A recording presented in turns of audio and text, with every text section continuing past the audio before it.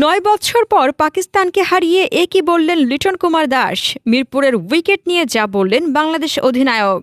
কে ভেবেছিল পাকিস্তানের বিপক্ষে এত সহজে ম্যাচ জিতে নেবে বাংলাদেশ দল?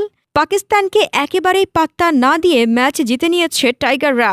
আজ রোববার মিরপুরের শেরেবাংলার পরিচিত কন্ডিশনে ফিরে যেন নিজেদের হারানো আত্মবিশ্বাস খুঁজে পেল বাংলাদেশ। মাস দেড়েক আগে পাকিস্তান সফরে স্বাগতিকদের বিপক্ষে টি-20তে হোয়াইট ওয়াশ হয়েছিল টাইগাররা। এবার ঘরের মাঠে যেন নিজেদের প্রমাণ করল বাংলাদেশ। ৯ বছর পর সফরকারীদের বিপক্ষে টি-20তে জয় পেল টাইগাররা। ম্যাচ শেষে পুরস্কার বিতরণী মঞ্চে অধিনায়ক লিটন বলেছিলেন, মিরপুরের উইকেট সম্পর্কে আমরা জানি, কারণ এখানে আমরা অনেক ম্যাচ খেলেছি।